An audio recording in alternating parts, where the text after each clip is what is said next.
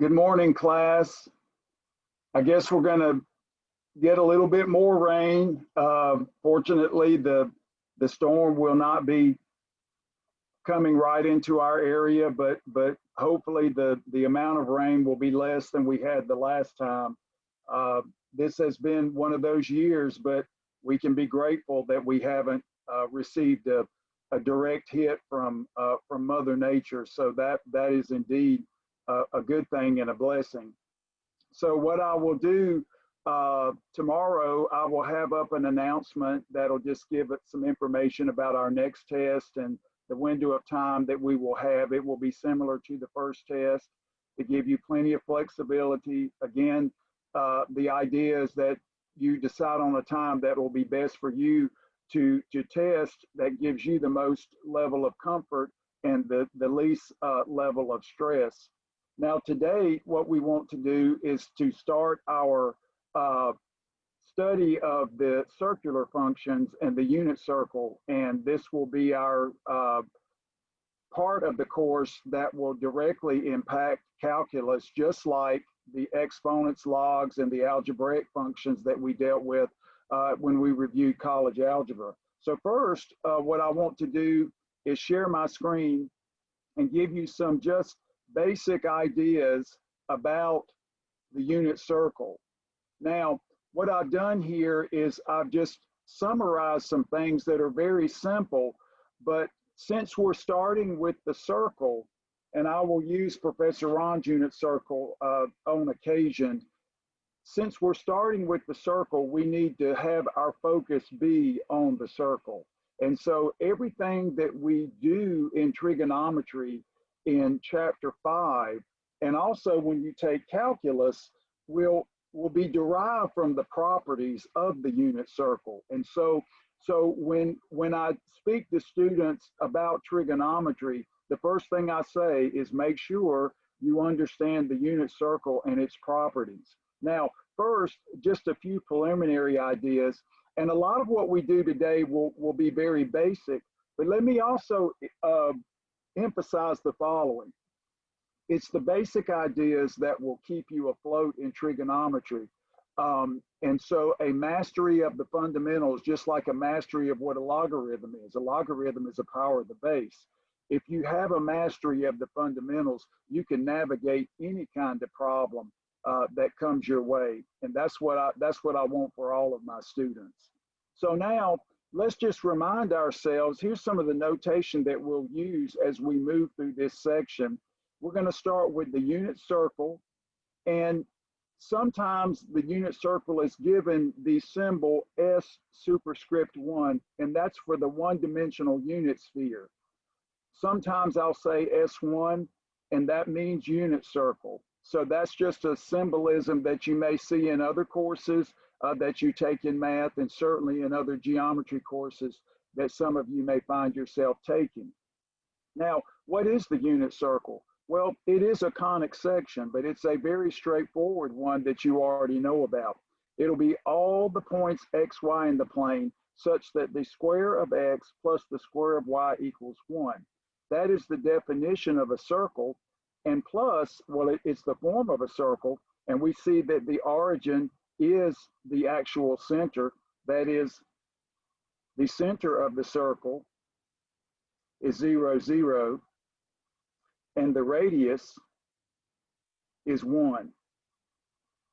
So we deem this the unit circle because of the radius being 1, unit for 1. Now, how do we start our discussion here? What we're going to do is we're going to measure distance along the unit circle from the point 0, 1 using pure numbers, or what we call radian measure. So when you look at the unit circle, the point 1, 0 is right here. And when we measure distance along the circle, we will start here and go either in the counterclockwise direction, which we will call the positive direction, or in the clockwise direction, which we'll call the negative direction. Now, you're thinking, well, did someone come up with that? Absolutely. These are conventions that help us to understand how we establish the circular functions with the real number line. So again, we're going to think of measuring distance starting here and going in the counterclockwise direction, which will be positive. And then we'll think of starting at 1, 0 and measuring distances along the unit circle in the clockwise direction, which will be negative. Now, this is where you're thinking, well, you saw all those pi's on Professor Ron's unit circle and you're thinking, where did they come from? Well, we can think of the circumference of a circle as 2 pi r, okay? Our radius here is 1, so the circumference of the unit circle is 2 pi. So that's where all the pi's come from. Unfortunately, not every distance along the unit circle will be expressed in terms of pi, but when it is, we're very grateful because pi is our friend when it comes to circles and Euclidean geometry. Now, what I've done here, and this is just a little departure from how you normally think about the unit circle, is I've written here, we subdivide 2 pi to make convenient units of measure along S1. And then I just summarize the fact that counterclockwise motion will be positive measure and clockwise motion will be negative measure. So what we're thinking of, ladies and gentlemen, is that as you start at 0 and you measure in the positive direction or counterclockwise, we're thinking of running along from 0 into the positive real numbers. And then, of course, if you start at 1, 0 and you're measuring in the clockwise direction, we're thinking of starting at 0 and then entering into the negative real numbers. So our distance measuring on the unit circle will actually correspond to the real line. That's going to help us develop the circular functions. So that's the reason for this. And really, Dr. Stewart is a genius, starting with the circle. You start with the circle, then you impose the right triangles, not the reverse. This is the way to do it, and you're going to have a better understanding. Now, what I've done here, I thought, well, what would be a good way for my students to realize where all these different factors of pi occur on the unit circle? So what I've done is I've written here, and notice here, as we divide by particular numbers, the circumference of the circle, we're getting some repetition, but notice here I haven't reduced anything. So what I've done first is I take 2 pi and I divide by 12. Okay, well, again, if you think about reducing that, that will give you pi over 6. Okay, so that'll be a unit of measure. Now, if I go back here, this measure from here to here is pi over 6. So the distance from 1, 0 to this point here is pi over 6 radians, which I've noted right there. Okay, and so you're thinking, what if you just moved along the circle in units of pi over 6? And then you're thinking, well, when do I stop? Well, I stop when I've completely made one cycle about the circle. That is when I get back to 2 pi, which is 12 pi over 6. So we're thinking, okay, well, we start at 0, go 1 unit of pi over 6, then 2 units, 3 units, 4 units. Oh, and I left out my 5 unit here. Let me go ahead and stick that in. I think I left out several here. How funny. Math doesn't let you cheat, that's for sure.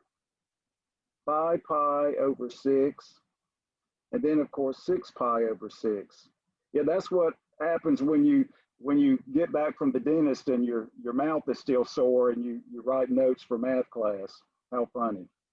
Okay, so we have 5 pi over 6, 6 pi over 6, which is pi, so that's halfway around. So we're looking here, we've got a pi over 6, a 2 pi over 6, 3 pi over 6, 4 pi over 6, 5 pi over 6, and 6 pi over 6.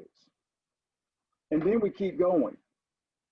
7 pi over 6, 8 pi over 6, 9 pi over 6, 10 pi over 6, 11 pi over 6, up to 12 pi over 6, which is 2 pi. So that's a complete cycle around the circle. And you're thinking, okay, well, we're going to have what we call 2 pi periodic functions, at least if we're thinking about one traversal of the circle is 2 pi radians, then we just start all over again. Now, again, these will be units that we will use in our unit circle. Another common unit that you're going to see on the unit circle will be pi over 4. So what we're going to do is take 2 pi and we're going to divide by 8. And when we absorb the 2 into the 8, we get pi over 4. So we can do the same thing. So now we can start with units of pi over 4. Pi over 4, 2 pi over 4, 3 pi over 4, 4 pi over 4. Again, that's just pi. 5 pi over 4, 6 pi over 4, 7 pi over 4, up to 8 pi over 4, which is 2 pi. So again, we're seeing that sometimes we're going to get some overlap, like we have the pi here and the pi here, but that's okay. That will happen with fractions. The other units are simpler because we're dividing by larger numbers. Another convenient measure will basically be twice the pi over 6 measure, which will be dividing 2 pi by 6 to give us pi over 3. So now we're thinking of, if we move 2 units of pi over 6, that's 2 pi over 6, or pi over 3, which is this distance here. And so we can think of moving around the circle in units of pi over 3. 2 pi over 3, 3 pi over 3, again, which is pi, 4, 5, and then 6 up to 2 pi. So again, you're thinking, did someone just wake up one morning and decide that this is how we're going to do trigonometry? Let me straighten this up a little bit.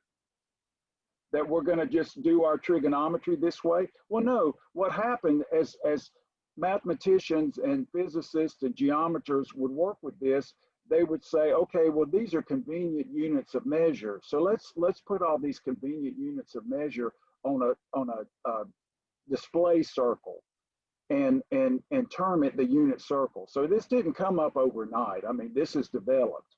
And so now you're thinking, well, what's left? Well, we can divide 2 pi by 4 and get units of pi over 2. So we can basically go in fourths around the circle. Pi over 2, 2 pi over 2, 3 pi over 2, and then 4 pi over 2, which is 2 pi. And then we can get divide by even, we're thinking, well, we're getting to the point to where this is not much left. If we divide 2 pi by pi, we'll start at 0, then go halfway around to pi, and then all the way around to 2 pi. And then, of course, if we divide by 2 pi, we don't have anything.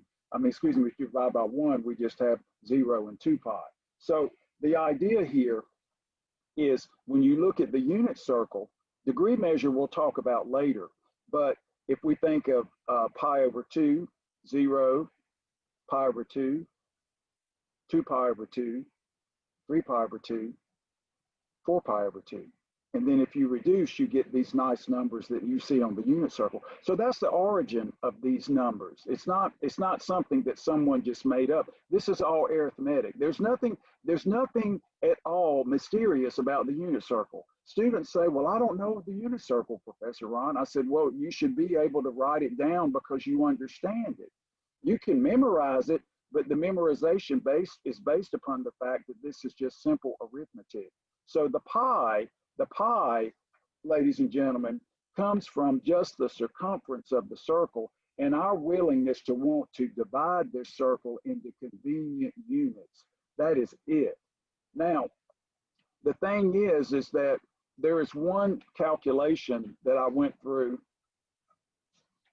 You're thinking we have points on the unit circle.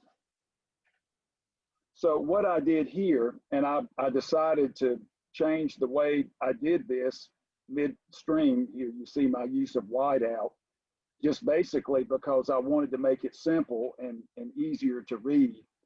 So thank goodness Professor Ron has whiteout. Now what I wanted to show you here is, when you look at the unit circle,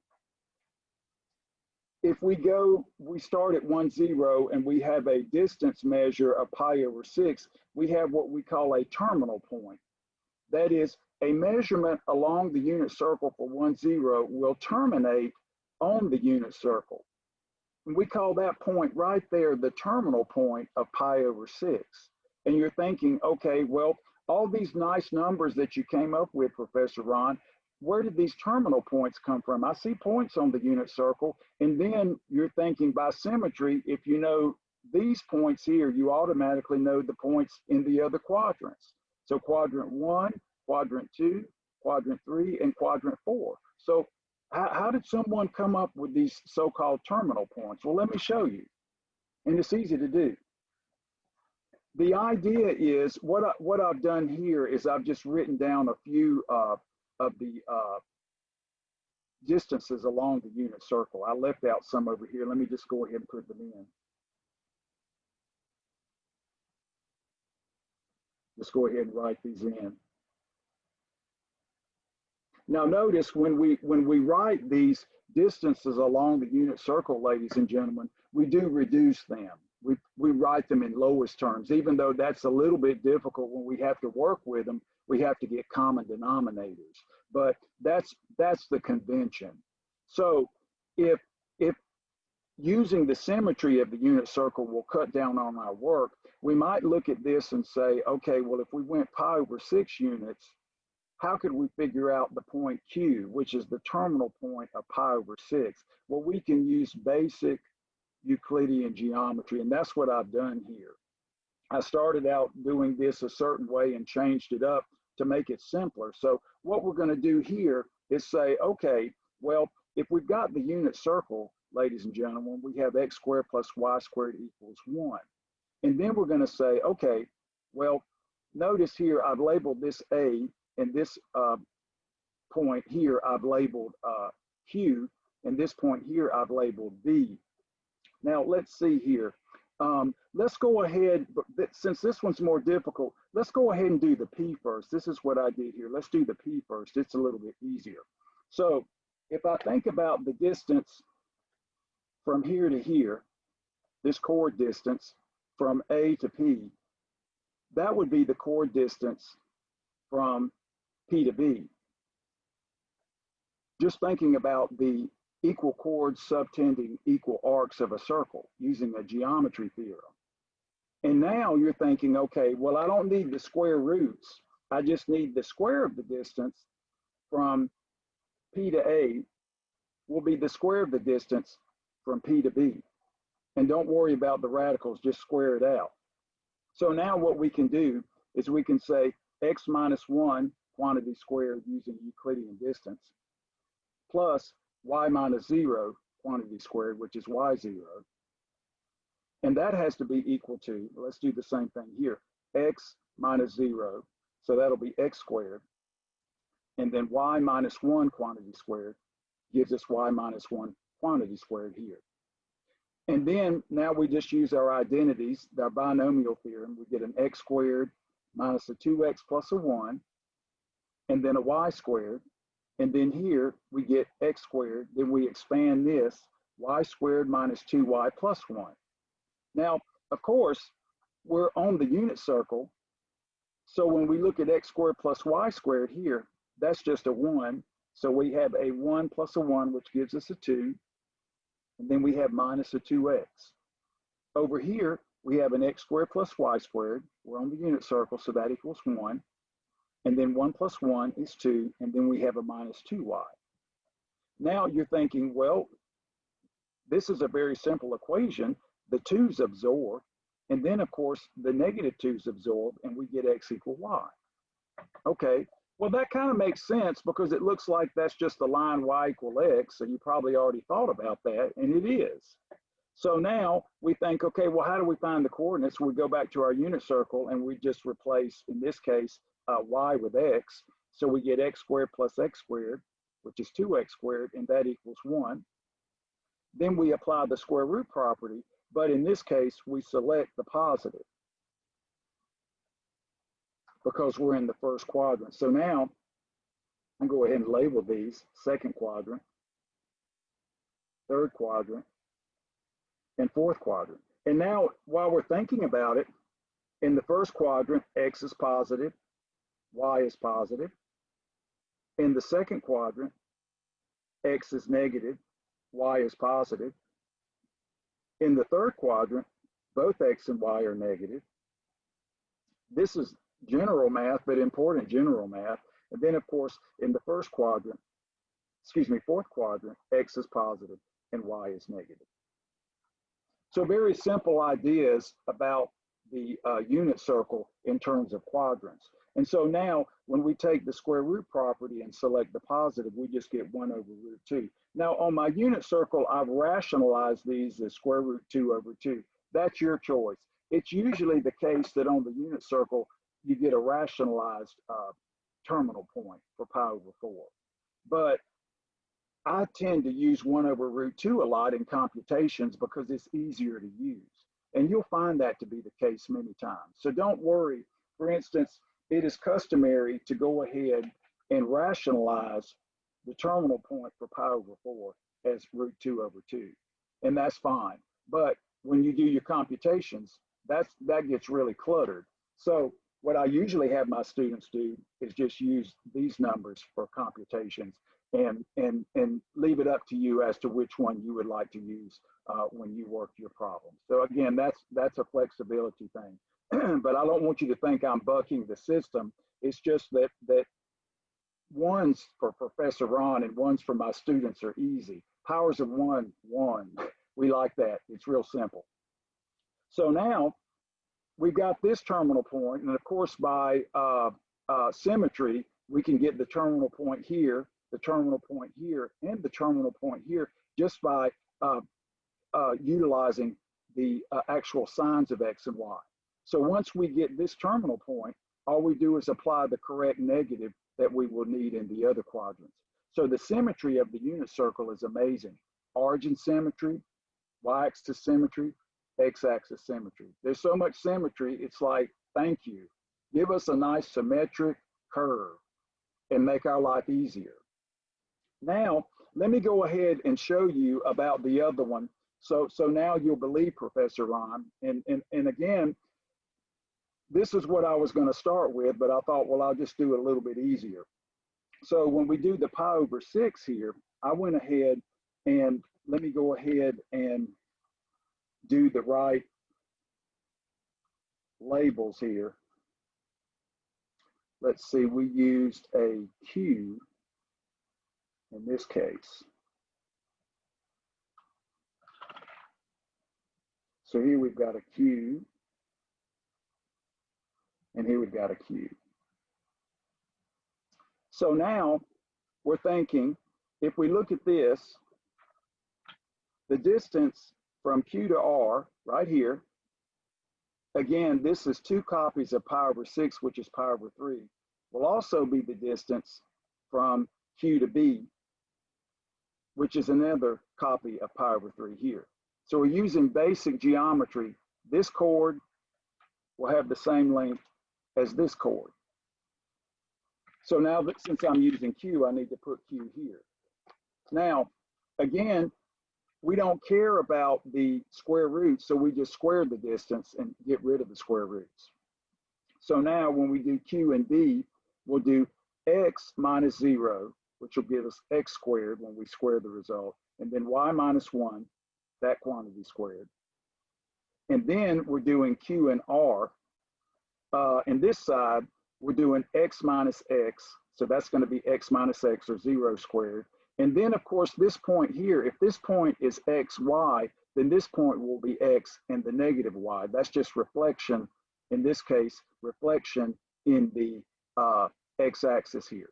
So when we look at this, this will give us Y minus a negative Y, which is Y plus Y. So now we have X squared plus Y squared minus 2Y plus 1, just expanding the binomial. And then, of course, that's 0, and 2Y squared will give us 4Y squared. So 2Y quantity squared will give us 4Y squared. Now, again, the same song and dance. X squared plus Y squared is 1. So 1 plus 1 is 2. 2 minus 2Y equals 4Y squared. Now you're thinking, okay, well, we've got quadratic in Y. So first, we divide by 2, since that's just extra stuff, to give us 2Y squared equals negative Y plus 1. And then we just throw everything on one side, so we get a positive Y and a negative 1. But notice, by AC, we have 2 times negative 1, AC,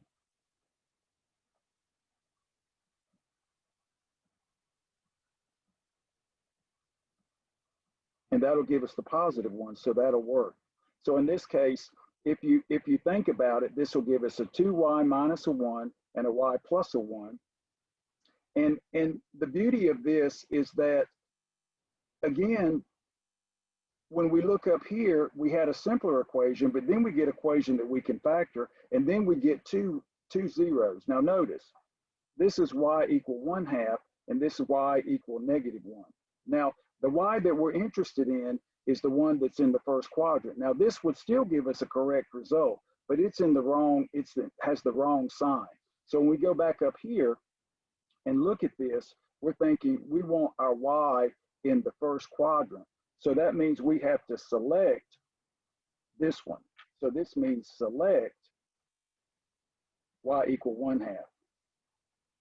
And this is because our point, in this case, Q, is in the first quadrant. So y must be positive. So we have to do a little bit of logic here. And then notice, if we have y equal to 1/2, we can go back to our equation and be done. X squared will now be 1 minus y squared. Y is equal to 1, so that's 1 minus 1/4, which is 3/4. And then we apply the square root property and get plus or minus √3/2. So all the algebra you learned in college algebra shows you how to do the unit circle. And now, of course, since we're here in the first quadrant where x is positive, we select the positive square root 3/2. And that gives us this point right here, Q, is square root 3/2, comma 1/2. Now, this is something I've done in your WebAssign by symmetry here.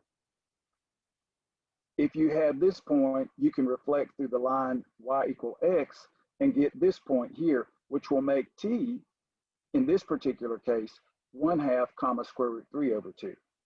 So by symmetry, you can get the other point in the first quadrant. So that gives us all of the specialized terminal points for the first quadrant. So again, you know, I wanted you to be familiar with the geometry of the unit circle and just the basic use of the Euclidean distance. And as I thought about this, I thought, well, what's the easiest way to do this? And it occurred to me that just this simple Euclidean work is the easiest way to do it. And Dr. Stewart also thinks of it this way. So, I mean, it's a very nice way to come up with these values of the unit circle, and then it's not so mysterious anymore. It's just basic geometry. So now, ladies and gentlemen, we can go back to our unit circle, and it's going to make plenty of sense. So what did we do with the first quadrant?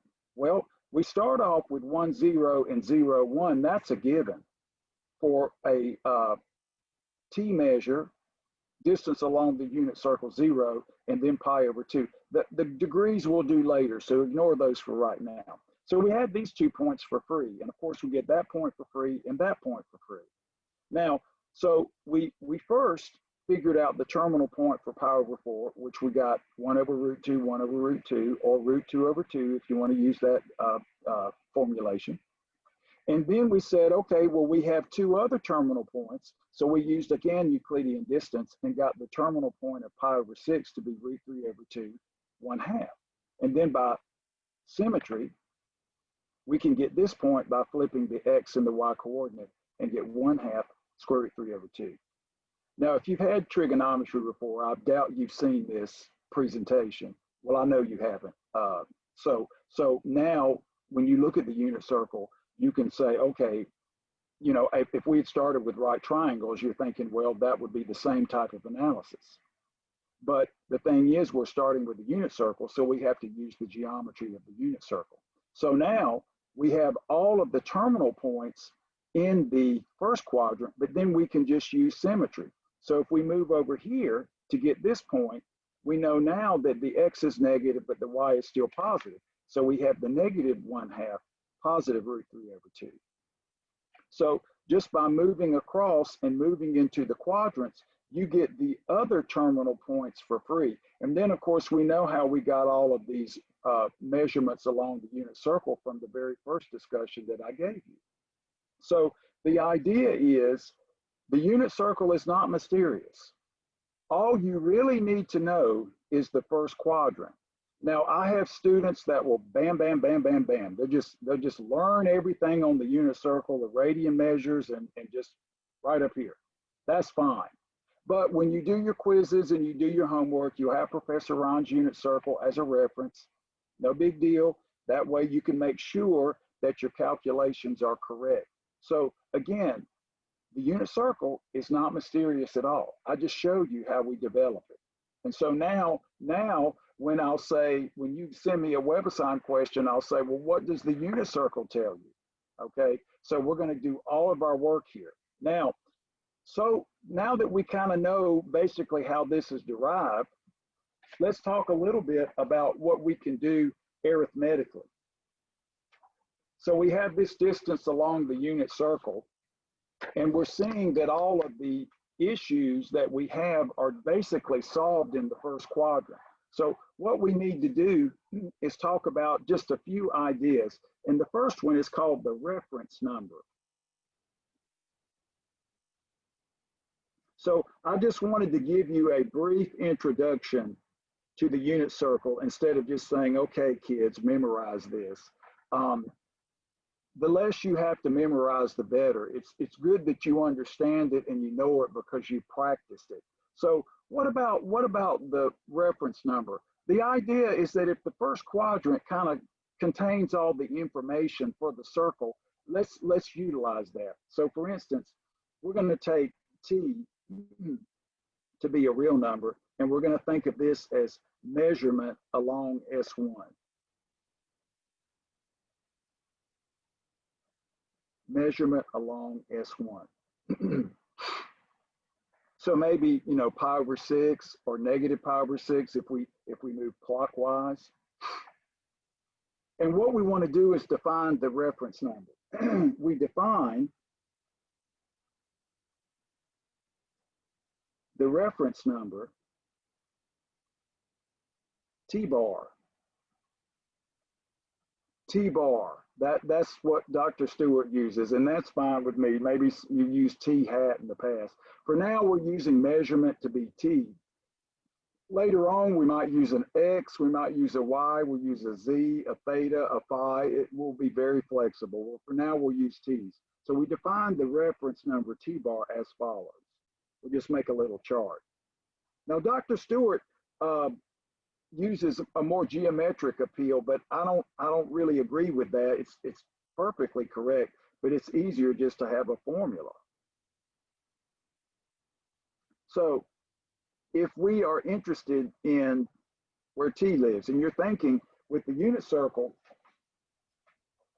everything is like mod 2 pi. Once you go around once, you start over again. So if you've got all these extra multiples of 2 pi in T, you can get rid of them and equate them to 0. Because if you go around 2 pi, you're back at 0 measure. So we don't want excess copies of 2 pi in T. I mean, it puts us farther down on the real line, that's fine. But as far as finding the value on the unit circle, the terminal point, might as well make our lives easy. So now, what's T bar going to be? Well, if T terminates in the first quadrant, that is, its terminal point is in the first quadrant, then T bar equals T. And the T bar will always terminate in the first quadrant. When you measure and you stop at that terminal point, that we're gonna think of the terminal point and the T as occupying a particular quadrant. That way we can get the correspondence between the two objects clarified. Now, if you start to measure T and the terminal point is in the second quadrant, then we can define T bar this way. We'll just say pi minus T, which is again in the first quadrant. I won't keep writing in the first quadrant, I've written it up there. So when we want the reference number for a T or measurement along the unit circle that terminates in the second quadrant, the reference number will be pi minus T. And then of course, we just keep going. What if we terminate in the third quadrant where we define the reference number as t minus pi? Again, that puts us in the first quadrant, and using the symmetry, we can figure out what the terminal point is and then assign the correct pluses and minuses based on where the actual t terminates. And then if we make it all the way to the fourth quadrant, we just say 2 pi minus t.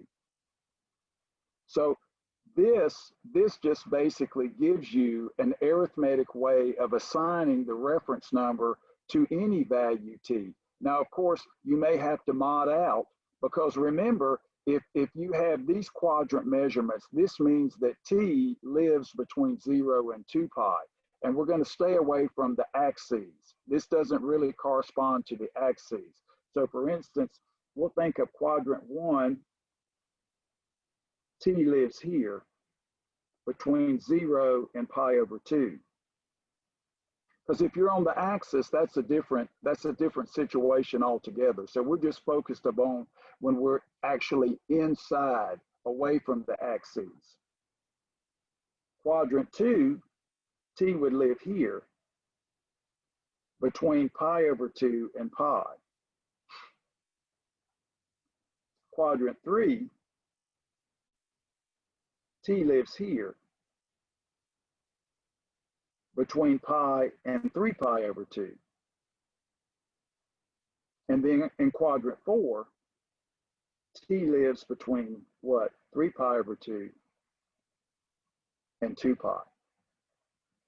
So we basically stay away from the axes, even though sometimes we can get sloppy and say, well, that's in quadrant such and such. If it's on the axis, then it really is kind of in a special place away from the quadrant, so to speak. So that's something that we have to think about as we maneuver through reference numbers. So let's look at an example. So the thing is that we compute, I'm going to put this in red, we compute modulo 2 pi. Modulo 2 pi. That is, modulo 2 pi, if we get multiples of 2 pi, that is, if n is an integer, then any multiple of 2 pi, so we'd say like 2 pi times n.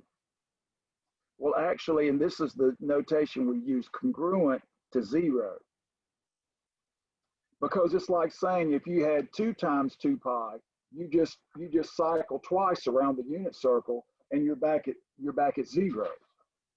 So if you cycle twice around 4 pi, then that's really 0 relative to the unit circle.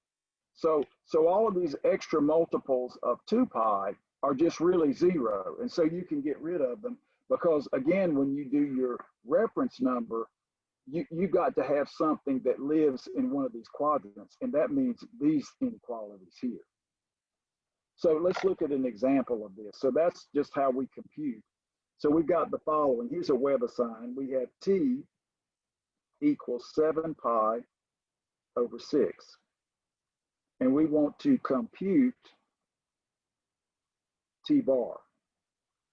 And while we're at it, let's compute t bar and terminal point.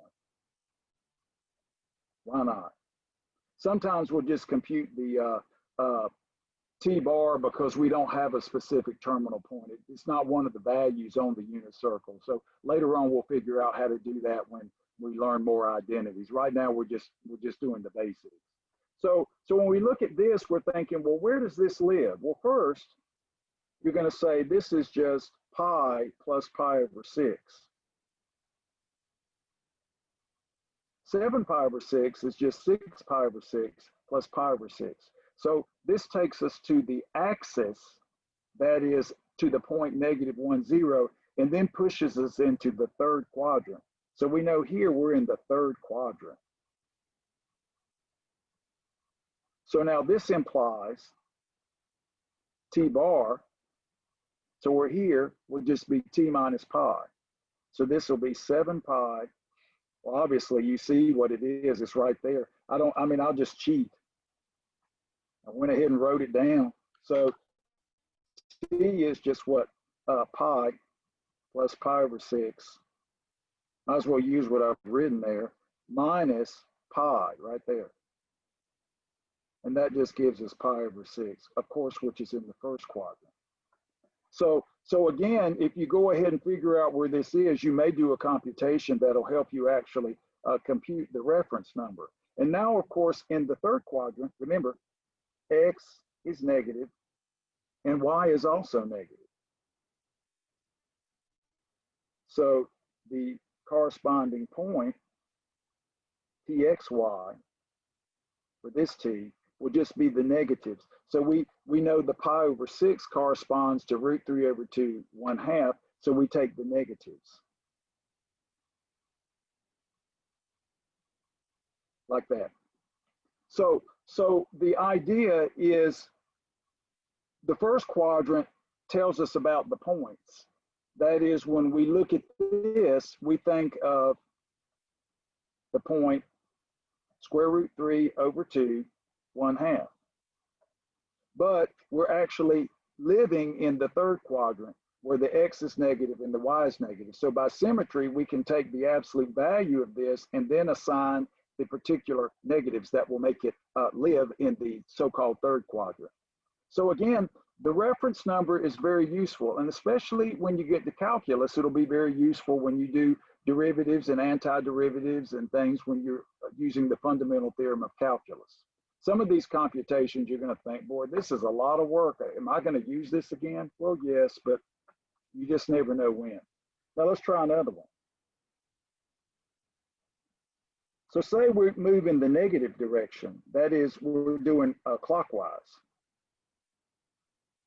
Now, what we like to do with values like this that in absolute value are large or larger than 2 pi, first what we want to do is get rid of multiples of 2 pi since they're essentially 0, and then push everything into the positive realm, because we can't do the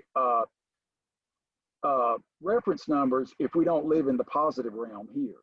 So now first, if we divide by 3, and this is what we want to do, notice we can kind of break this up, and this is what I thought about before. When you start dividing here, let's just first go ahead and divide. So 3 into negative 11, or just 11, is going to give us 3 with a remainder of 2. So we'll get negative 3 pi. In this case, oh, let me write it this way.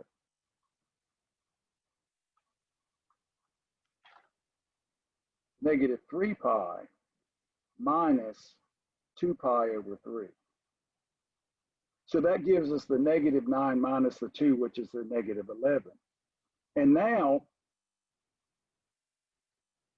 this has a copy of negative 2 pi in it. So you can write this as negative pi minus 2 pi minus 2 pi over 3. Now, of course, this is a multiple of 2 pi, which we know is 0. So that just gives us negative pi minus 2 pi over 3. Now, this is devoid of extra multiples of 2 pi. That's good. Now we need to put this into the positive realm. So we're going to add 2 pi to put us into the positive realm here. So this will be negative pi minus 2 pi over 3 plus 2 pi. It's like we're adding 0, so it's congruent. That's why I use the 3 lines. And so this will give us a pi. The 2 pi minus the pi is pi minus 2 pi over 3. But then, of course, that will be 3 pi over 3 minus 2 pi over 3, which is pi over 3. So the way to compute with the positives are much easier, but the way to compute with the negative angles, just like if we're doing positive, the first thing we want to do is to get rid of extra multiples of 2 pi. Those are just zeros. And when we do that, then we can deal with something that we know is devoid of multiples of 2 pi and then push it into the positive realm. So you're thinking, could you kind of kill two birds with one stone? Well, you can, but I wanted to break this down into pieces so you can see the logic. And then you say, okay, well, let me push this into this realm here. And so we see that this particular value of t terminates at this value of t. So this value of t actually terminates at this value of t, but this is in the first quadrant.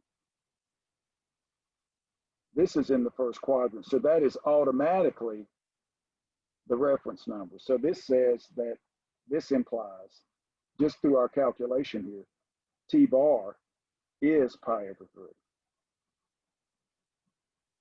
And so the terminal point, this is wild. So the terminal point is just the terminal point of that, which will be 1/2 square root 3 over 2.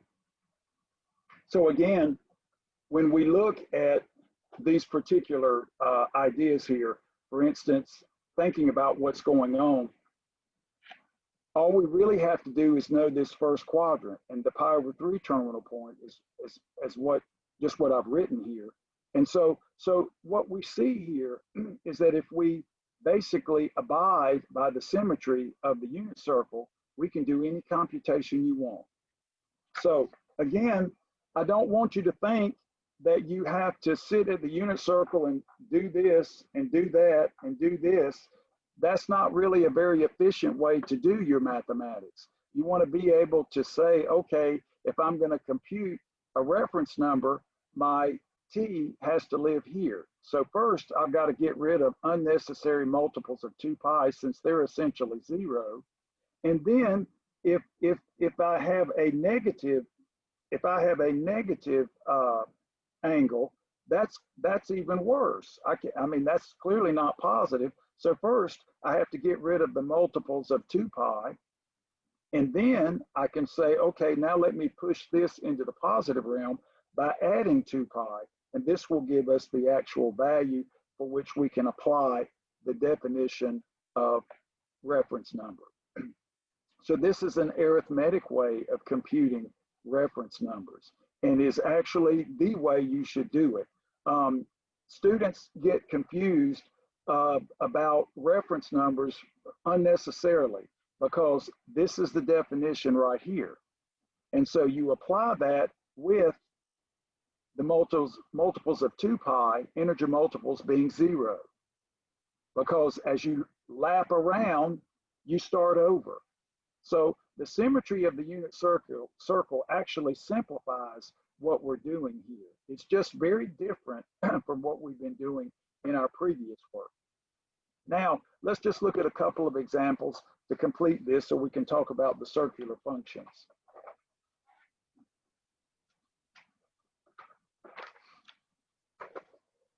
Now, what I wanted to do were just a couple of examples here where we did some more reference numbers. The verifying the unit circle, x squared plus y squared equals 1 is easy. You could have done that in general math. But I thought there were some really neat problems here with reference numbers. That is, WebAssign gives you some crazy reference numbers. So here, compute reference numbers, just to get a little more practice. Compute reference numbers, T-bar.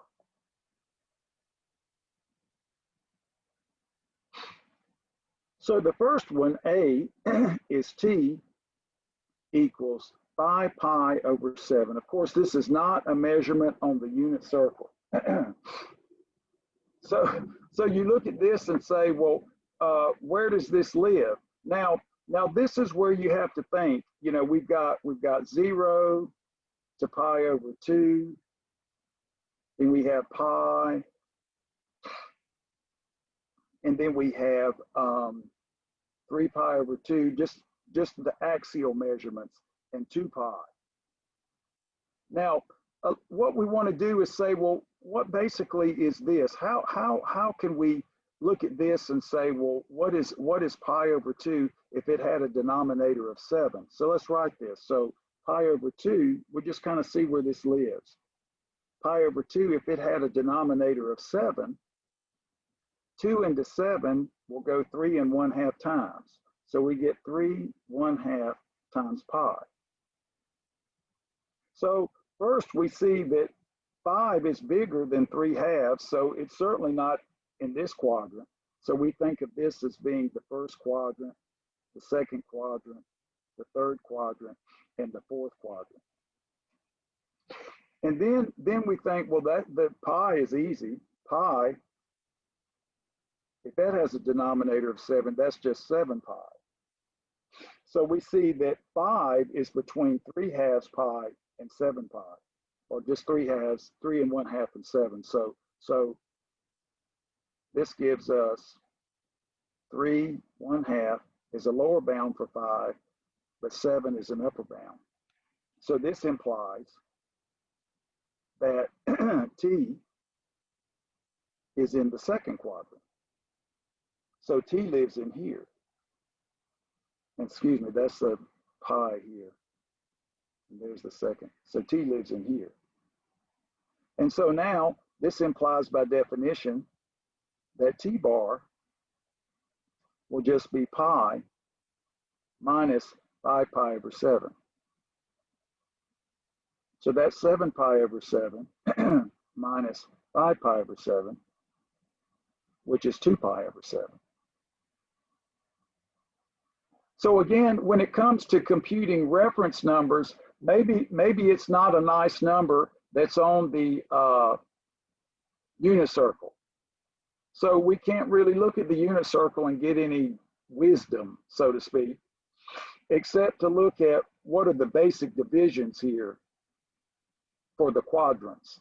And so we just kind of do basic arithmetic here to see where does this actually live. And by this arithmetic here, we see that it lives in the second quadrant. And then we can apply the definition for the reference number for a particular measurement on the unit circle that lives in the second quadrant, which namely is this. So let's try a couple more. I think these are fun because it's just basic arithmetic, but not difficult. Just applying a new set of rules. So let me throw in a negative one. The WebAssign always likes to throw in the negatives. So we have negative 5 pi over 9. Now, first, when you look at this, you're thinking, well, I need a reference number. And Professor Ron has said, well, that's not going to work here. So what you first want to do is, again, this is smaller. This doesn't have an embedded multiple of 2 pi because we've got 5/9 there. So you don't have an additional 0 thrown in here. So first what we want to do is add a multiple of 2 pi to get this into the positive realm. So we have negative 5 pi over 9, and then we can just write 2 pi with a denominator of 9. So that'll be 9, and so 2 times 9 is 18. So we have 18 minus 5, which is 13. Now, when you look at this, you're thinking, okay, well, where does this live? Well, this equals, well, we're going to get pi plus 4 pi over 9. Now, this is where we have to think and look at what's going on here. Now, 4 pi over 9, we're thinking, okay, so how big is that? Well, look, pi over 2, we're thinking, is 4 over 9 bigger than 1/2 or smaller than 1/2? Well, 4 over 9 is smaller than 1/2. So this is starting at pi and just moving us into the third quadrant. That is, note, 4 pi over 9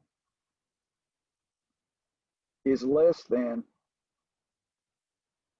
pi over 2, since,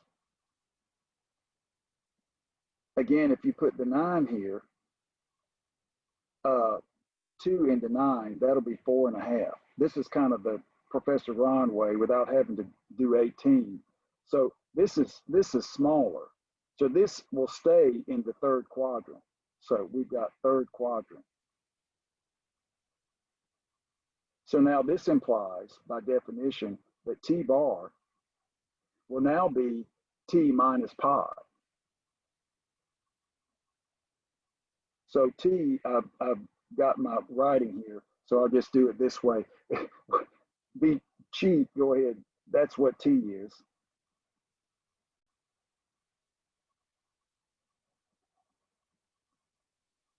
And that gives us 4 pi over 9. So the idea here is what we do is we find something that is equivalent to this measurement along the unit circle.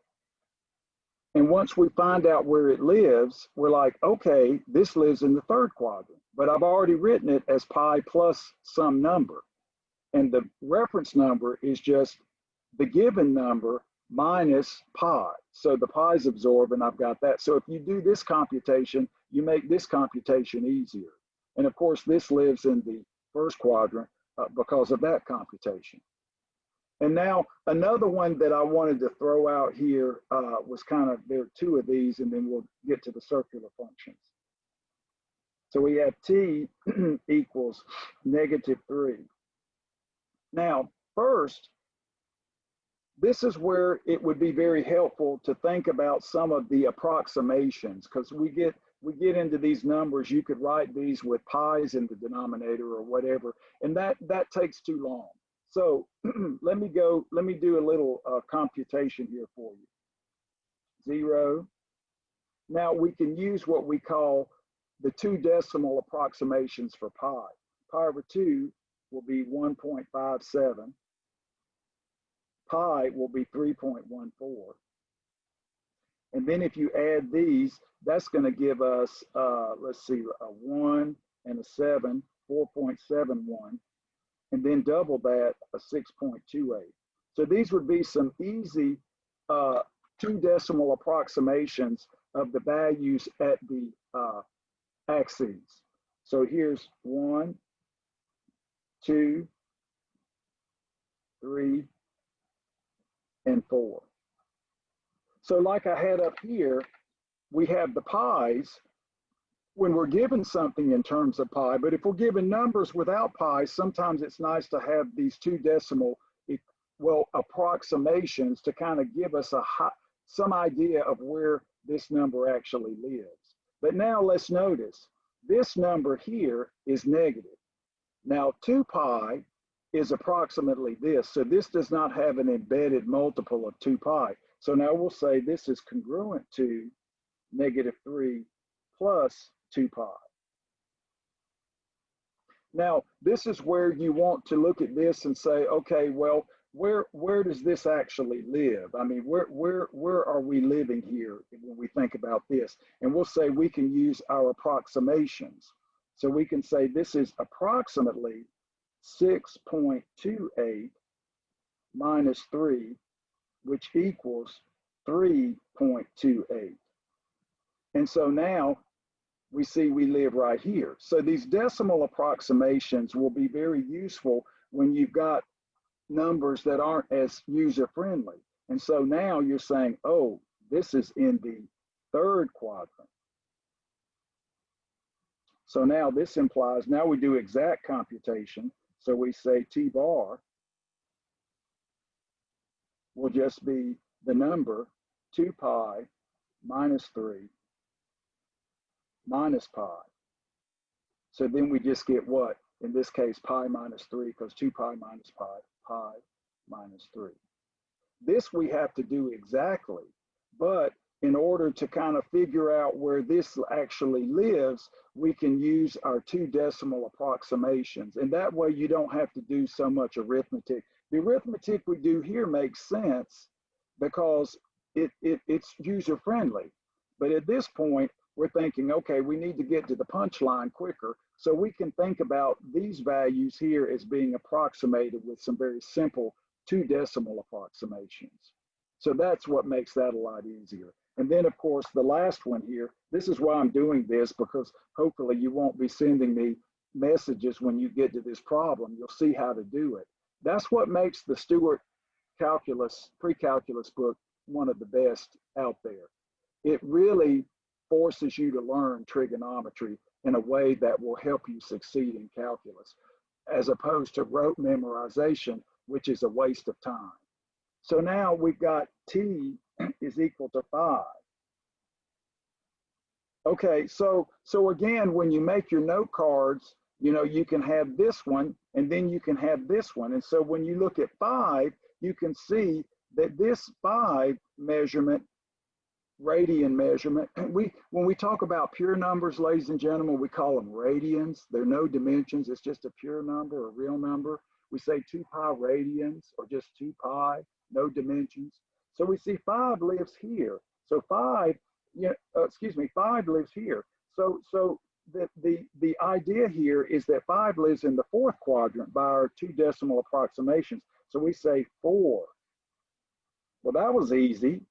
I mean, are we almost done? Okay, well then this implies that t bar would just be 2 pi minus 5.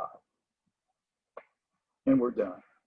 So when you compute, and let me say this again, when you compute a reference number, it is exact, okay? Do not use any approximations. The thing is, here I've given you some decimal approximations to help you locate the quadrant when you have a number that has no pi's in it. That may be a little bit more difficult to screen as far as where it lives in the unit circle. So use this as a way to more quickly get to the reference number. But the reference number must be stated exactly. WebAssign will only want an approximation if they say approximate to a certain number of decimals. Otherwise, you give exact. And if you put a decimal, ladies and gentlemen, how many decimals would you know to type? So that should tell you right again that if you're doing that, you're never going to get that coveted green check, okay? So remember, exact computation. You will have to spend some time on reference numbers because I do not believe that you were instructed as to the correct way to do it, which is what I have just shown you. It is amazing to me how some of my very best students, even in Calculus 3 and differential equations, cannot do this. And I'll say, what are you doing? I said, well, then you need to go to the Student Success Center and work with one of my former students. Ladies and gentlemen, the computation of a reference number is straightforward using definitions. You must be understanding of the basics of the unit circle. That's all we have to do. Then my student says, oh, Professor Ron, I'll get this right. I said, yeah, you get it right because you want to be an engineer. Now, the next part is real simple. The hard part is trying to figure out what the unit circle is. The next part is easy. We can now look at the circular functions defined based on the unit circle. So when Dr. Stewart says circular functions, he means exactly that. You fix a t in R, that's we're going to be measurement along S1 from 1, 0. And then there corresponds some terminal point. We know that every measurement along the unit circle terminates at a terminal point. And that terminal point is unique, such that P is the terminal point of T. That, right, in and of itself defines two functions. When we get to that terminal point, and you should share this with your friends who say they know what sine and cosine are relative to the unit circle. You simply define cos t or cosine t to be the x-coordinate of the terminal point right here. And you define sine t or sin t to be the y-coordinate of the terminal point. And then this will work for any t. So now we're thinking, wow, the unit circle gives us two functions for free. And we already know values of them because we know terminal points on the unit circle. Now, of course, there are a bunch of terminal points that we can't put on the unit circle. There are an uncountable infinite number of terminal points. And well, we don't have room for them.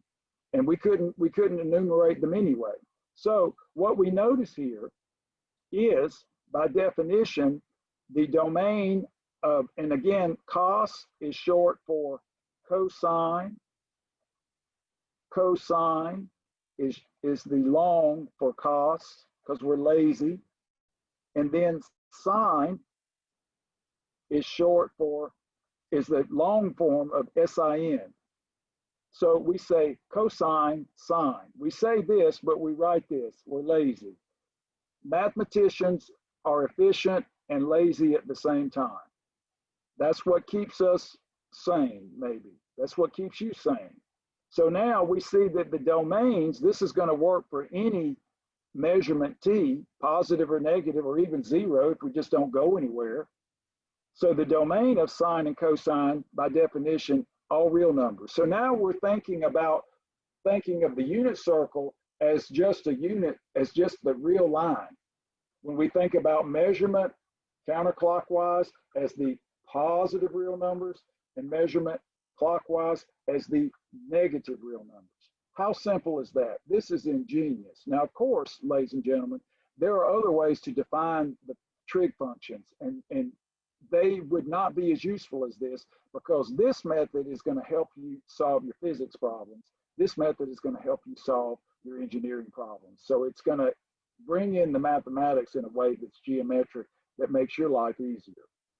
Now, one thing we've noticed here is that x squared plus y squared equals 1. So when you go along here, the maximum values and the minimum values of the sine and cosine are at the axes, 1 and -1. So another freebie. The range for the sine and cosine live here between -1 and 1. These are what we call bounded functions. So when we graph them, they're never, at least the basic parent functions, will never rise above 1 or never fall below -1. So these are bounded functions, again, by definition. The unit circle defines these. Now, so what all the smart people got together to do is say, okay, well, if you define sine and cosine, would it make sense to actually define some other trig functions based on sine and cosine? And then, of course, ladies and gentlemen, this didn't happen overnight.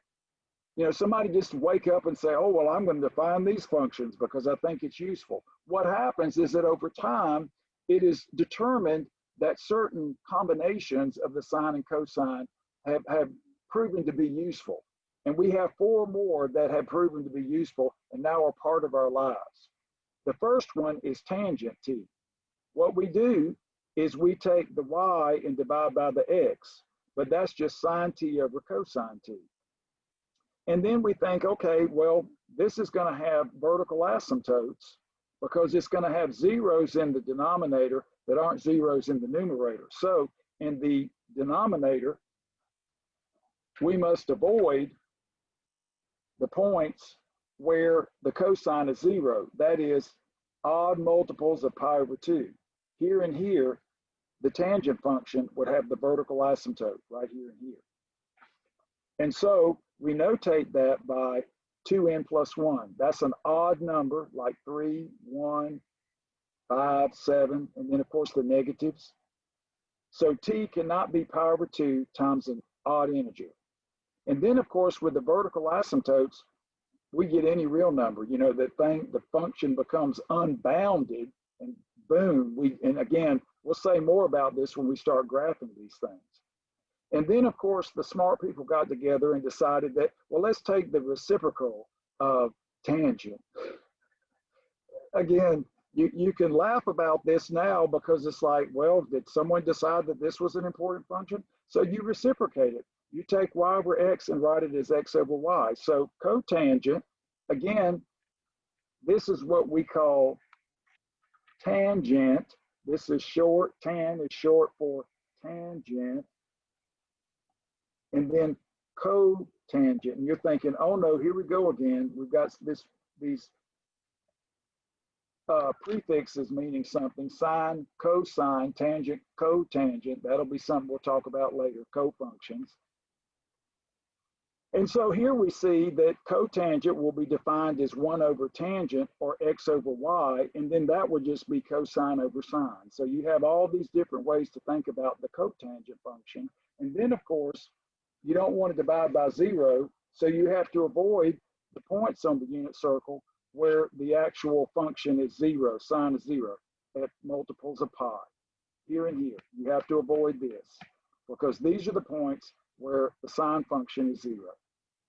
Professor Ron's unit circle, very nice, very useful. And so you kick out multiples of pi. But again, the function becomes unbounded close to these points. And so we get all real numbers. So again, we just look at these functions as just being convenient descriptions, convenient definitions of objects that have proven to be very useful.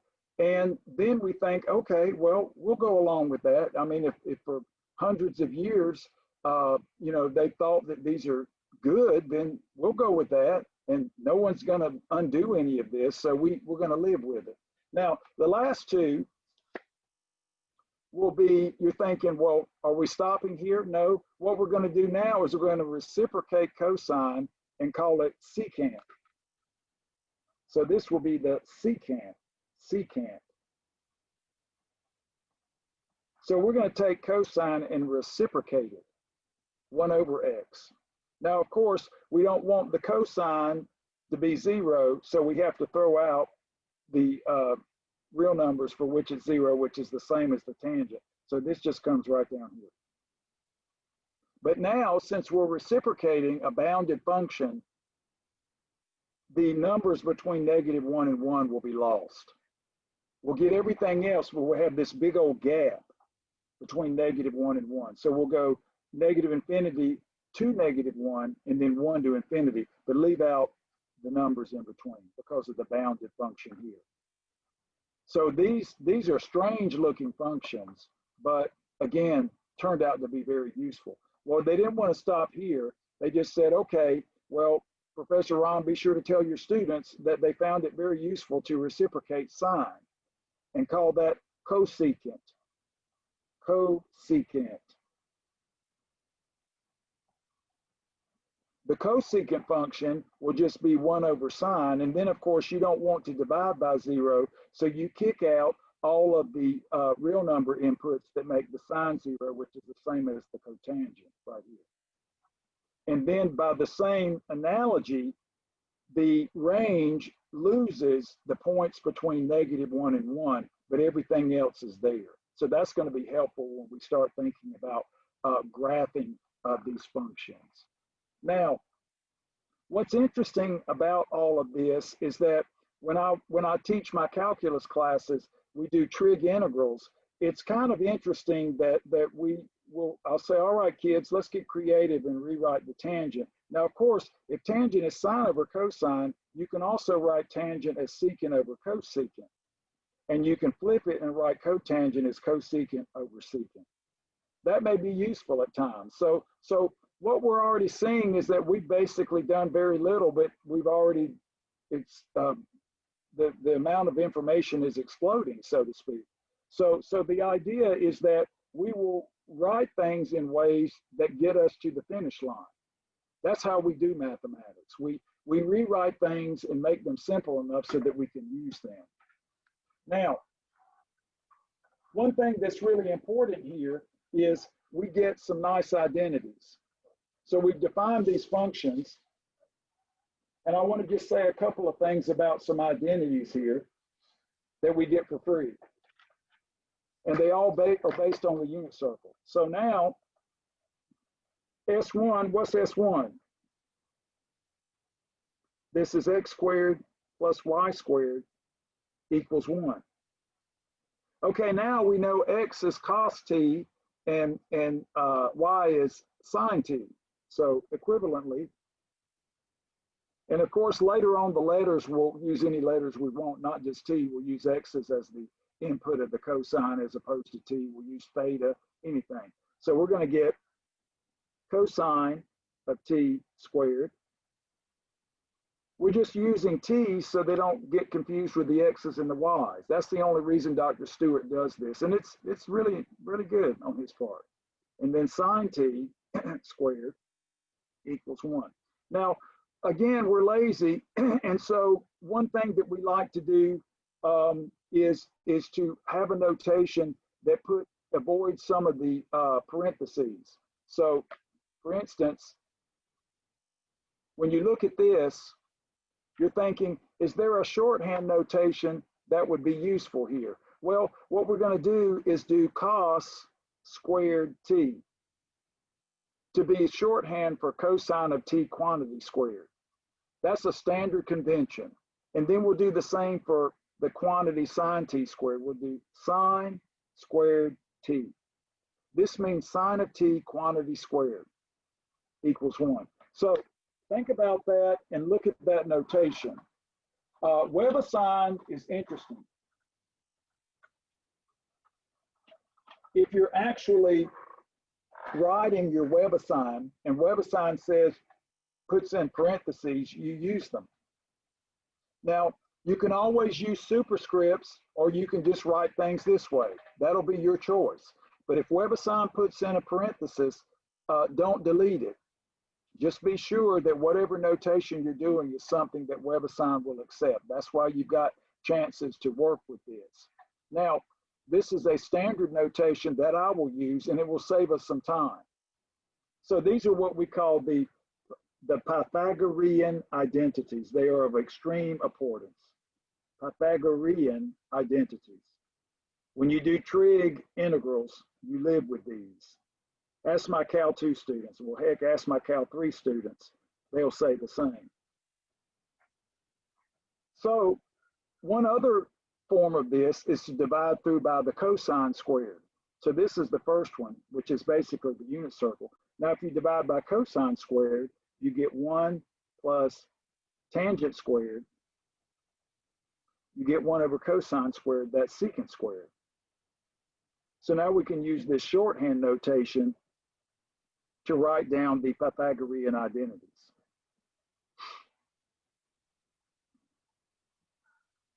And then the very last one is, well, why don't you take this and just divide by sine squared? So you get 1 plus cotangent squared equals cosecant squared. Now, when you think about all of these, you look at them and say, okay, well, that's nice, Professor Ron. I know tangent is 1 over cotangent. I know secant's 1 over cosine. I know cosecant's 1 over sine. You know, they're just reciprocals. Yeah, and then you said you could get real clever and, for instance, here, write the tangent is secant divided by cosecant. I mean, the idea, ladies and gentlemen, is that just like logarithms, you have identities, so you can rewrite logarithms to make them look very different. You can do the same with trig functions because of these identities here. Now, one thing that's going to be very useful to us is that by virtue of our definitions and by virtue of the fact that we have this beautiful symmetry in the unit circle, the cosine function is even and the sine function is odd. And that is not difficult to prove at all, just using the properties of the unit circle. So first, we also have the following. So we'll call this like 1, like big time 1 Pythagorean. Commit to memory. Let me say that again. Commit to memory. Know these like you wake up and boom, boom, boom. Know the unit circle because you understand it. Now, the evenness and oddness, we'll say cosine of the additive inverse of t. And again, all these domains are symmetric by definition. We don't have to worry about checking the first part. This is an even function. So even, I'm going to write down the even ones. The cosine is even, and therefore the secant is even because it's based on the cosine. And these are easy to show using quadrants in the unit circle, not difficult at all.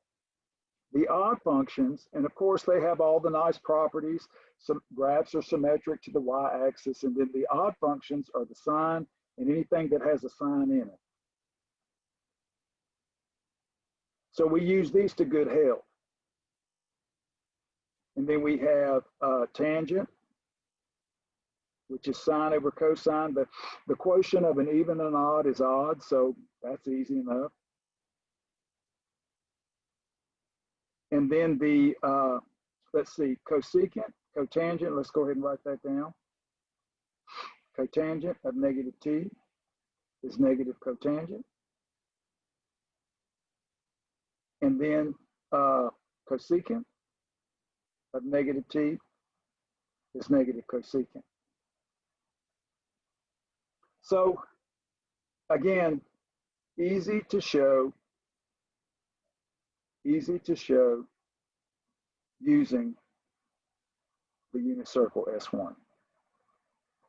Now, what we think about when we do problems like these, ladies and gentlemen, is that we're seeing that now that we have the unit circle, we have values of sine, cosine, tangent, cotangent, secant, and cosecant because we know the terminal points. And so we're thinking, wow, just by knowing the unit circle, we already know a lot about these new circular functions for free. So for instance, here's an example.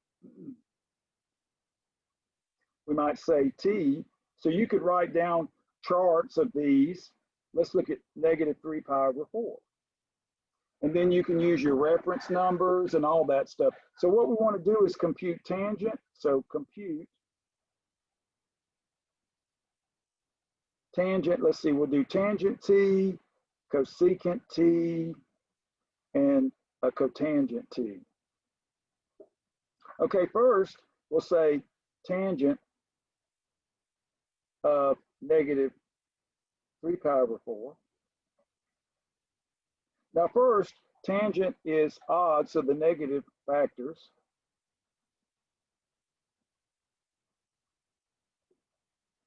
Now, again, notice that 3 pi over 4 is in the what quadrant? Well, notice that's bigger than pi over 2, but smaller than pi. So this is an element of the second quadrant. And now let's just go ahead and look, remind ourselves.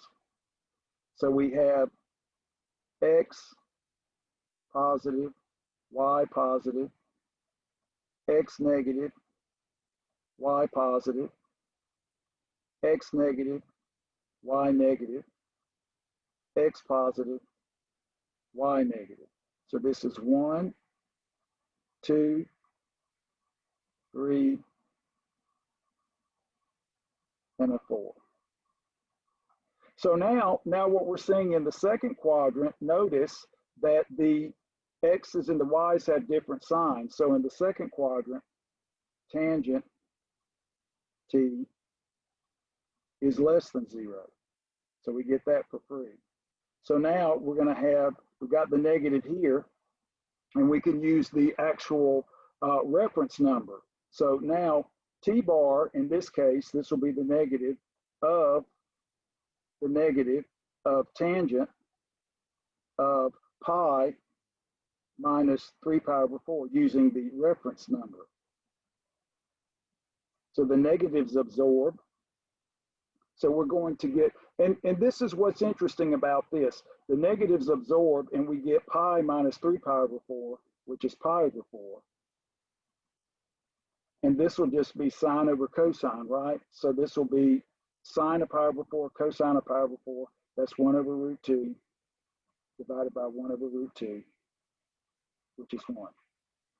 So some students are like, well, Professor Ron, I'm just going to memorize the unit circle and say, okay, well, you know, if I did negative 3 pi over 4, that would put me right there, and that, you know, negative 1 over root 2 divided by negative 1 over root 2 is 1. Okay, true, that's true. But you're going to need to be able to negotiate reference numbers. So my idea is do a combination of both. but know how to do this. Now, cotangent, why is cotangent easy? Because it's just the reciprocal of tangent. Well, yay, this is just 1 over tangent negative 3 pi over 4. But that's just 1 over 1, which is 1. So we like those kinds of problems. And then cosecant.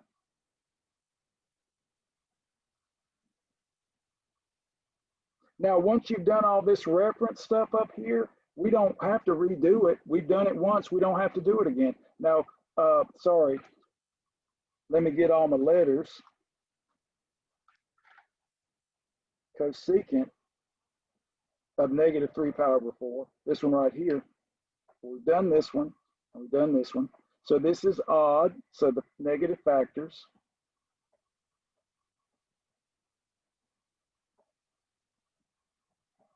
But again, we know that we're in the second quadrant, so just remind ourselves, second quadrant.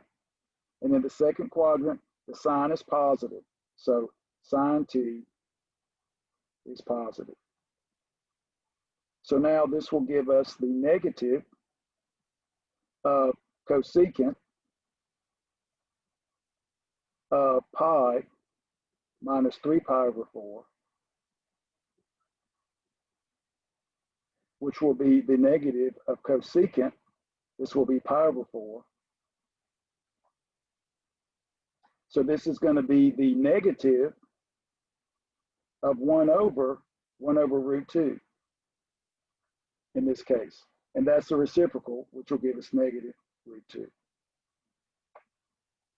So the thing is that when you do these arithmetically, you actually utilize the properties of the unit circle. Again, if you've memorized your unit circle, you're thinking, okay, well, if we go negative 3 pi over 4, we're here, and we just take the y coordinate and we reciprocate it, and then we get negative root 2. So again, it's important to be able to utilize this method of computation and then maybe use a combination of, oh yeah, I know the unit circle, cosine of pi over 3, that's 1/2. I'm done with this. You know, that's easy. I know the first quadrant, but if you just have the unit circle down perfectly, that's fine too. But I don't want you to have to guess. But of course, if you're working a test and you've got your unit circle here, you can always check the unit circle to quicken the calculations. But I want you to be able to understand the process here because it's important, because theoretically you may have to use this in your calculus classes. Okay, let's look at some more. Now, one thing that we like to do is we like to write functions in terms of other functions. Example. Now, notice that if you have, excuse me, if you've got the terminating quadrant and you have at least one trig function, then you can find the rest of them. So we can use what we know with limited information to get lots of output. But here's an example that you use a lot in calculus. So write tangent t in terms of sine t. Now, of course, we know that sines are all tied into the trig functions. If they live in different quadrants, they have different signs. And if t terminates in the second quadrant, we know that tangent is negative. But here we're told that t terminates in the fourth quadrant. Again, where x is positive and y is negative. So remember, this implies that tangent t is less than 0. So whatever expression that we have for tangent in terms of sine, it must indicate that tangent t is therefore less than 0 to be algebraically correct. So when you do trig, it's really a plus and minus game. It's worse than rational functions. It's like plus and minus, like you've never done it before. You're thinking, my goodness, pluses and minuses. How do I contend with all of this? So now what we do is we say, okay, well, we want to write everything in terms of sine. So first, tangent t, by definition, is just sine of t divided by cosine of t. Okay, now remember, t is in the fourth quadrant. And here, just remind yourself, cosine t is positive and sine t is negative. Also, the sine's already built in. Sine t, we got to write in terms of sine t, so the sine is already built in. We're fine with that. But notice cosine is positive, so we want to use the Pythagorean identity. So we get sine t, and then note that we have cosine squared t plus sine squared t equals 1. So we're going to take the positive square root. So this will be the positive square root of 1 minus sine squared. And then we're done. So the thing is that when you do the plus or minus, just note, if and only if cosine t equals plus or minus the square root of 1 minus sine squared. And then you look at that and say, okay, well, fine. Which one do I pick? Well, cosine has to be positive, so you select the positive. And now this carries the sign that we want, because in the fourth quadrant, the sign is less than 0. So this has the appropriate sign by virtue of the sine function. So when you rewrite something in a particular function, that is, you take a function and rewrite it in terms of another one, you have to make sure that rewriting has all the same qualities that the function has. Okay, so let's try another one. Again, these are easy. These are easy if you just respect what? What do we keep going back to? The unit circle, the definition of the reference number, modding out by 2 pi, the fact that we have Pythagorean identities for free, the fact that we have even and odd for free. All of these basic ideas are essential, but they're not difficult by themselves. You put them all together, they can get difficult. So let's try this one. Say we have, here's a fun one. We want to write tangent t. Well, let me change this up a little bit. That's too much like the last one. Let's do this one. Let's do secant squared. Here's a fun one. Secant squared t, sine squared t, in terms of cosine t. Now, if you look at that, that's a square times a square. So this is always non-negative. So you doesn't really matter where t terminates. And we'll just say t, any quadrant, won't matter. So it wouldn't, for this particular function, which is by definition non-negative, it doesn't matter where it terminates because it will always be that. But we want to write in terms of cosine t. So that's easy. That's easy. Always non-negative. So now we have secant squared t, sine squared t. Well, first off, secant is just 1 over cosine squared by definition. And then sine squared, we can just subtract cosine squared from the Pythagorean identity and write 1 minus cosine squared. So how simple is that? And then if you want to that's done right there. Webersine would take that, but if you want to multiply, this would be what? 1 over cosine squared.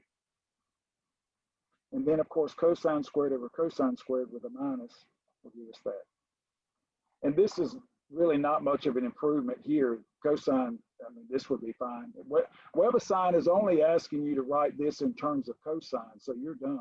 So if you want to go to that point, you can. It's like I tell my calculus students all the time, that when it comes to working with trigonometry, and even in working with your antiderivatives and things in calculus 1 and 2, as long as you give a correct answer, if the Webersine is not saying write this in a certain way or whatever, then the algebraically equivalent result will be fine. So again, you can save yourself a little bit of time if you're happy with this and you think, okay, I'll leave it this way. This may be more convenient for your computation. You just basically have to use the problem to figure out. Now, what I want to do is just find all trig values. This is what I was talking about. So find or compute all trig values.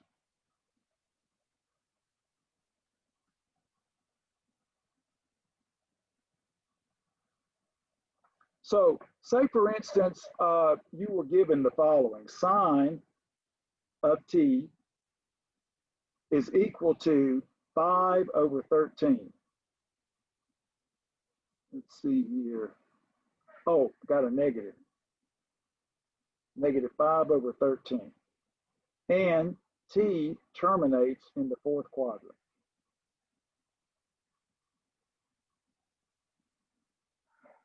So you're thinking, find the rest of them. Find cosine, cosecant, cotangent, tangent.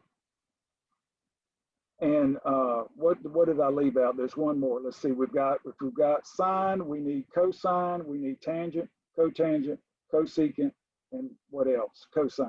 I think I may have said that twice, but I'll figure it out. So now, if I look at this, let's do the. What does this say here? Notice at this point, this tells us about all the trig functions. So we'll have to abide by this. And as we go through them, we'll look at it. So just remember, x is positive, y is negative. So now let's do the easiest one. Cosecant t will be 1 over sine t. So this will be 1 over negative 5 divided by 13, which is negative 13 over 5. So that's sine and cosecant. So now let's just go ahead and get cosine. So remember, here cosine is positive in the fourth quadrant. So we have cosine t, use the Pythagorean, will be 1 minus sine squared to the 1/2. Again, using the Pythagorean identity. So we get 1 minus, and so we're going to square it out, 25 over 169 to the 1/2. Now, of course, if Weber sounds good to us, they give us nice numbers. So this will be 169 minus 25 over 169 to the 1/2. So now what do we get? We get a 4 and a 4 and a 1, 1, 4, 4. That's a nice perfect square, 169, 1/2. And that'll give us 12 over 13. So the idea here is that now we have 3, we just need the other 3. So let's go ahead and do tangent. Now we use what we already have. We don't have to necessarily use any more Pythagorean identities. If we've got sine, we need Pythagorean to get cosine, but now we could cheat. Sine t, or excuse me, tangent t is sine t over cosine t. So we've got, let's just go ahead and do it. We've got negative 5 over 13. And then we can reciprocate. This will be 13 over 12. The 13's absorbed and we get negative 5 over 12. But that makes sense because with the tangent t in the fourth quadrant, the x and y are different signs. And so that means that the tangent is less than 0. Okay, so now let's do cotangent. Cotangent of t is just 1 over tangent. So this will be 1 divided by negative 5 over 12, which will give us negative 12 over 5. So now we've got sine, cosine, cosecant. So we need secant. That's the last one. Secant t. Again, we don't have to use Pythagorean. That'll just be 1 over the cosine by definition. Doing these problems just gives you the basic identities. And we've got 1 over 13 over 12. Oh, yeah, don't don't do what Professor Ron does and reciprocate it. Wait, let the math do the work. Yeah, let the math do the problem, Professor Ron. That'll be 13 over 12. How funny. My brain works too fast half the time, and you notice I'll say the same thing many times thinking I haven't said it. So what I want to impress upon you with this kind of problem is that we always are given just enough information to get everything, so to speak. If you're given a trig value of the six, one of the six, and the terminating quadrant of t, or the input, sometimes later we'll just call this the input, then you can figure out the remaining five. There will be one application of the Pythagorean identity, and then the rest will just be the basic definition. So once you do a little bit of work, the rest of them are just the basic construct of the trig functions. So that's kind of neat. Now let's look at another one.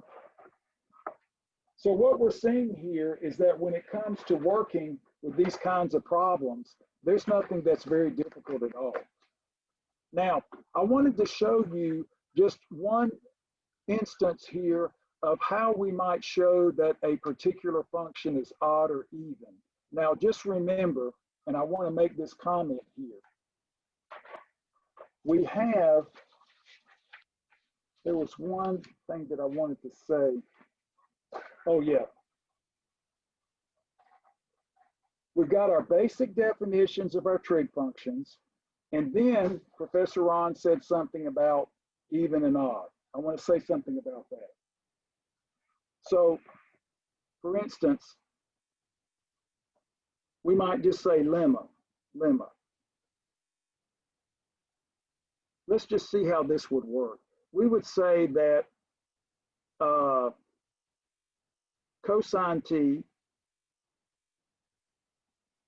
is even and sine t is odd. So you can work with all of these reference numbers. You get practice with the WebAssign and just work through the basic computations. So you're thinking, you know, Professor Ron, I kind of see this. You said it was simple. So how could we actually do this? So let's just look at maybe the cosine. So if we were going to think about a proof of this, we'll say consider cosine t. And first, we'll think about the first quadrant. So we'd have to divide this up into the 4 quadrants, and we'll just do maybe a couple of quadrants. So here would be the first step. Say t terminates in the first quadrant, okay? So this implies if t terminates in the first quadrant, the additive inverse of t, which is counterclockwise, terminates in the 4th quadrant. Again, if this is between 0 and pi over 2, this will be between what? 0 and negative pi over 2, by definition. Then, cosine of the additive inverse of t, again, in the 4th quadrant, the cosine is positive, so this actually equals cosine of t. Now, what we're seeing here, and this is what's really important here, you're thinking, okay, well, this is the additive inverse of t, and then we're saying that these are the same values, so you might be looking at the unit circle and think, oh, well, those just line up. Those just line up. But the idea here is that, for instance, let's look at something like this. Let me just draw a little picture of this, just so you can have 2 visuals of this. Or another way of looking at it.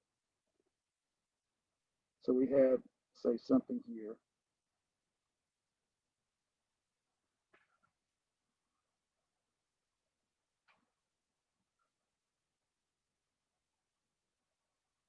And so we had a value here of t. Well, I don't need this yet.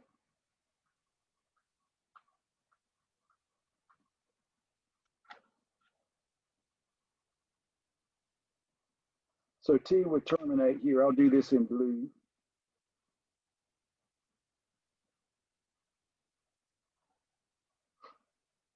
So this is T. And then I would write negative T as counterclockwise. So this is negative T. And so when we think of the point, the terminal point, this would be P, like we did before, X, Y, and this will be P, X negative Y. So we're seeing that the value of X for T and negative T are actually equivalent. So the cosine of the additive inverse of T would actually be the cosine of T. And then you're thinking, okay, well, if this is true, and if I've got something like this, notice also, here's another way of looking at this. Negative T lives here. And this is less than 0. Then we have negative T is congruent to negative T plus 2 pi. Now, when you think of this and you look at this and say, if we add 2 pi, this lives in the 4th quadrant, obviously. Then this implies that T bar, well, actually I need a negative. The negative of T bar will just be negative T plus 2 pi, and we subtract this from 2 pi. So I did this backwards. Usually I say 2 pi minus this. So this will be the negative of negative T, which is T. Therefore, here's the most rigorous proof. Therefore, cosine of the additive inverse of T equals cosine of the reference number of negative T, which is cosine of T, which is what I did here. When I did this, I was basically thinking about this, but rigorously, this is what's going on.